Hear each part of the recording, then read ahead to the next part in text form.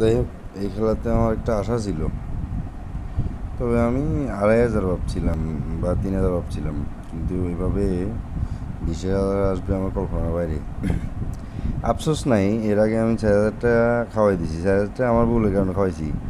তার কারণ হইল, আমি 1,500 টাকা দিয়ে 8,000 টাকা করছি, কিন্তু আমি তুলতে পারিনি। তারপর কি করছি, আবার 2,500 টাকা ডুবাইছি।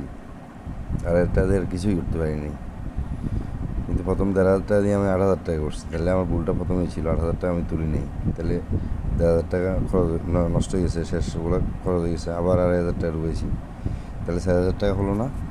বাট আমি কিছু করতে পারিনি। 4,000 টাকা দিয়ে লাস্টে 2,500 টাকা দিয়ে আমি জিরো হয়ে বেরিয়েছি। আফসোস, কিন্তু কী করবো, আর কিছু করার নেই। আবার 2,000 টাকা লাস্ট যেটা ছিল ওটাই ঢুকাইলাম। ঢুকাই প্রথম মানে হয় 10টা মাইর 5 টাকা করে দিছি। এরপরে 100 টাকা করে শুরু করছি, মানে কি 20টা মাইরই ছিল। অলরেডি 11টা মাইর শেষ, 900 টাকা ছিল।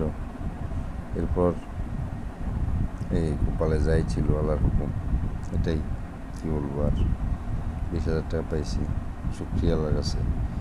যাই হোক, আহামরি লাভ না হোক, কিন্তু লস হয় নাই। শুক্রিয়া, অনেক বেশি শুক্রিয়া।